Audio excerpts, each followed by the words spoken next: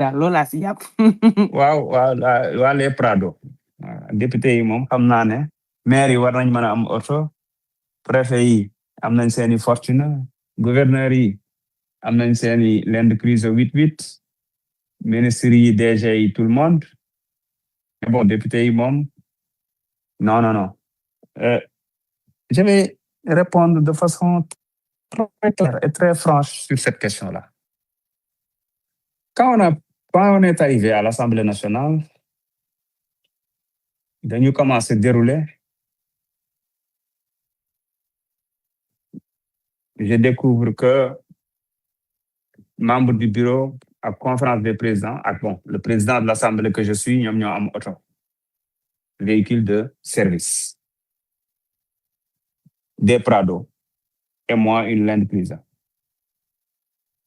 et une berline boo xam ne fekkuma ko fa quoi, parce que ba fa nekkoon, même si fekk naa fa le budget pour jënd berline, mais xaw naa fàtte toute séparation des pouvoirs. J'ai préféré que présidence abal ma berline, moo abal berline ba mu paan il y a une semaine ñu abalaat ma beneen. Donc pour dire, on n'a pas la logistique qu'il faut. À chaque fois que je dois sortir de Dakar, je loue une 4x4 pour la sécurité. Parce que logistique bi ñu mu demee. Alors ma fekk fa loo xam ne budget la, décret la, normal en plus, c'est-à-dire mooy l'indemnité de transport. Nga xam ne c'est un droit.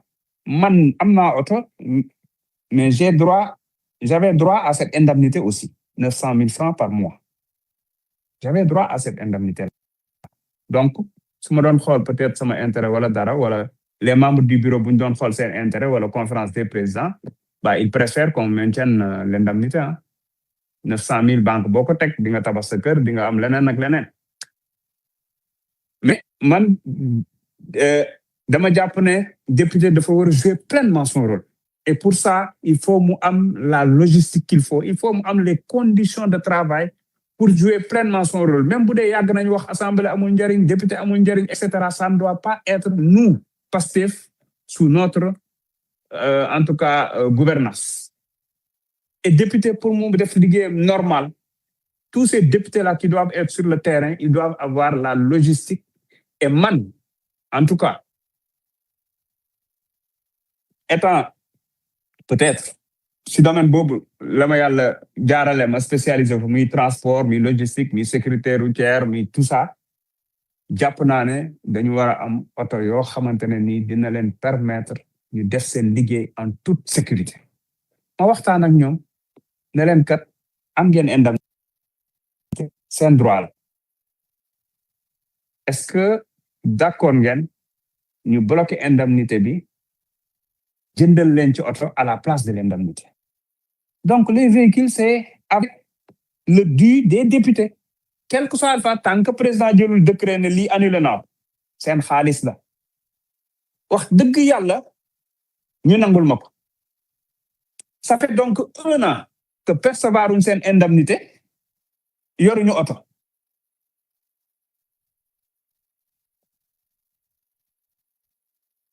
di jël ay wargaynde di louer wala di abbu oto wala ñu ci yor seen véhicule perso pour def seen liggéey. Li waral retard bi, on a choisi de nous soumettre au code des marchés publics toute la procédure qu'il fallait. Ce qu'il faut comprendre mooy bi ñu calculer dañu ne 900 000 la. Boo ko calculer sur 5 ans, c'est étalé sur 5 ans pour que ça soit 54 millions. Ñu jàpp ne mën nga ci am un véhicule robuste qui permettra aux députés de faire son travail. Encore une fois, l'argent, madame, l'avantage du député, à savoir l'indemnité de transport qui lui a été attribuée, fayee ko nañu ko de 2022 à 2024. 2024 ñëw waxtaan naa ak ñoom, d'accord nañ ñu bloqué ko, utiliser loolu pour jënd ci ay oto. Moo tax su ngeen xoolee budget bi, le budget de l'Assemblée nationale, au contraire dafa wàññeeku parce que on tenait à ce que mu bañ a yokk, ñu jàpp ne dañ ko yokk pour jëndi oto. Ce qu'on a fait, mooy dañu jël ligne bi nga xam ne annuellement moom lañ doon réserver indemnité yi ci budget bi ñu def des économies ñun dans le cadre du budget de l'Assemblée boole ko pour mën a am concessionnaire boo xam ne daf ñuy jox les 4x4 ñu fay ko sur 3 ans.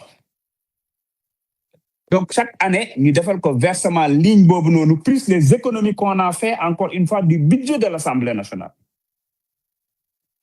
ci digitalisation bi ci yenn xeetu gestion ak dépenses yu inutiles yi doon am Assemblée nationale chaque réunion wala liggéeyu commission exemple yu banal la rek dañ daan louer même les micros di louer loo fa laaj Assemblée ñu ne na dañ koy louer donc c'était un système qui était là pour enrichir quelqu'un yooyu yëpp on l'a arrêté on a acheté mu gën a moins cher ñu jënd pour Assemblée am patrimoine boppam ci loolu. C'est une question d'image même et de reste boo xam ne war nañ ko mën a donc rationalisation yi ñu def moo ñu permettre tey je donne un exemple de rationalisation. Les députés membres du bureau tout ça dañ doon am droit à 150 000 francs de crédit boo xam ne dañ leen koy positionner mais ci monde tey bi kan mooy utiliser 150 000 francs de crédit dañ ko daan jël mënuñ ko sax transférer te duñ je leur ai dit est-ce que d'accord ngeen ma jox leen 50 000 francs cash et j'annule la ligne 50 000 ou 75 000 50%. J'annule la ligne mais moi je gagne 50% en tant qu'administrateur du budget de l'Assemblée. ñoom ça les arrange parce que avec 75 000 dinañ ci mën a jënd crédit def ci def ñëpp etc. Ça c'est des exemples de rationalisation qu'on a fait et tout ceci nous a permis d'avoir assez d'économies pour mën a fay oto yi ci 3 ans parce que bëgguñ demander état mu jox ñu d'un coup le coût total des véhicules qui est l'équivalent des indemnités te mu waroon a nekk sur 5 ans ak fi réew mi toll mu jox ñu ko noonu d'un coup day métti donc ñun on a trouvé un mécanisme boo xam ne état du sox li mu ñu jox rek mooy lettre de garantie boo xam ne ñun dinañ mën a assurer que ni dinañu fay durant ces 3 ans là. C'est ce qui a été fait. Je leur ai dit acheter des véhicules yoo xam ne dina mën a génn ci budget bi mais des véhicules de qualité robustes. Oui, on a acheté des Prado parce que jàpp nañ ne député yi dañoo jëndaloon seen bopp ay oto jàpp nañ ne am na oto yoo xam ne boo ko jëndee fii administration nga dem présidence nga dem primature foo mën di dem y a des Prado qui sont là-bas qui datent de 10 ans qui restent intacts moom la ñuy utiliser donc en plus parc état fu ñuy defee réforme yeeg yëpp soo xoolee véhicules yooyu ñoo ci ëpp donc une certaine harmonisation de la flotte on a préféré acheter des véhicules yoo xam ne wax dëgg yàlla ci xaalisu député yi lañ ko jëndee même su dee dañ naan xaalisu sénégalais yi la parce que ñoo ko voté député yi mais en tout cas seen avantage la comme kii liggéey ci entreprise privée ñu ne tu as droit à un véhicule ou un car plein sa avantage la ci lañ ko jënd des véhicules robustes yoo xam ne dina mën a permettre ñu def seen liggéey et des véhicules qui peuvent traverser des législatures. Maintenant, toute la procédure qu'il fallait, parce qu'on a suivi la procédure intégrale de la DCMP avec l'assistance de l'ARCOP pour être sûr que tout va se passer dans les règles de l'art sans aucune irrégularité. Loolu moo tax affaire bi jël temps. Mais aujourd'hui, au cours de ce mois de novembre-là, normalement, ñu ngi chargé pour que les véhicules arrivent, pour que les députés puissent faire leur travail convenablement. Donc, yaakaar naa ne ci mbirum oto yi te c'est vrai dëkk bi métti na mais wax dëgg yàlla bu dee ci ñun ñi am na ñu bëri ñuy voyager di dem dans les pays de la région nañu laaj comment les députés sont traités là-bas. Moi, je viens du Bénin. Il a 5 millions de salaire et il a droit à un prêt de 50 millions pour acheter une 4x4. Côte d'Ivoire, 3 millions 500. Togo, pareil. Mauritanie, 2 millions.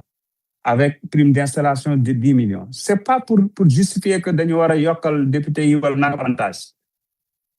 Xëy na toll na foofu. Mais c'est pour dire que Sénégal, malgré ni ñu koy percevoir ci Afrique, suñu gars yi bu ñu voyager situation yi ñu nekk ak li ñu am ci per diem par rapport à les autres yi ñuy rencontrer, le député du Congo, il a 6 millions de salaire, le député simple, ainsi de suite. Rwanda, partout, ces pays-là, ils ont mis les députés parce que les Japonais, c'est des élus. Après les présidents, ils doivent être dans de bonnes conditions. Mais ici, situation, on maintient toujours les 1,3 million députés. Entre autres, parce que xëy na jamono bu neexee dinañ ko mën a xoolaat mais c'est pour dire que wax fa dëgg yàlla les députés sont en train de faire beaucoup d'efforts et beaucoup de parce que aussi ils sont conscients de la situation man kay maa leen di jéggalu am na ñu naan sax dama leen dóor parce que mënoon naa leen bàyyi seen ay indemnité moo leen gënoon a arrangé te wax du ci am de dañ doon continuer di fayee ko indemnité yi tranquillement man personnellement moo ma doon arrangé su may xool sama intérêt bopp rek parce que dina am au moins 900 000 de plus mais c'est juste que suñu ko defee 2022 def nañ ko et avant 2022 toutes les législatives dañ leen doon jëndal oto 2022 xam nañ circonstances tax jëndaluñ leen oto mais tous les députés je dis bien tous les députés yi defoon prêt jënd oto seen oto panne na te ñu ngi continuer di fay prêt d'ailleurs les députés là sont persécutés par les banques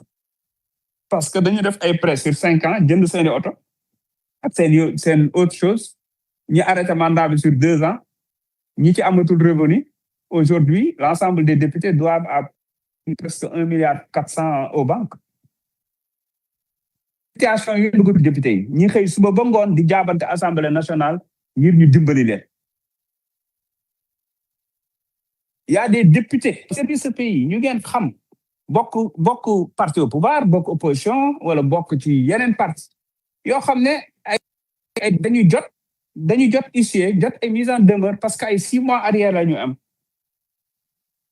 te loolu yaakaar naa ne war nañ ko mën a éviter ci réew mi donc on était obligé de faire quelque chose parce que c'est l'image de l'Assemblée parce que bi ñuy dem di contracter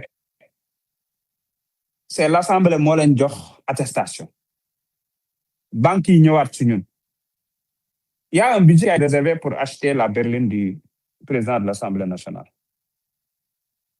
C'est ce budget-là que j'ai demandé aux questeurs et aux équipes de l'utiliser pour avancer banque yi pour que ñu may député yi jàmm en attendant lan la ñuy régler bor bu mag bi ak l'exécutif parce que président Wade bi mu ko fi defee il avait décidé d'indemniser wala en tout cas de payer le reste pour des députés cette fois-ci ak fi ñu fekk réew mi xëy na yeggaguñu foofu mais quand même c'est des députés quoi qu'on puisse dire et peut-être waruñu leen seetaan ci yenn conditions yi donc loolu laa ci bëggoon a wax mais je reste disponible encore pour quelques minutes s'il y a d'autres questions.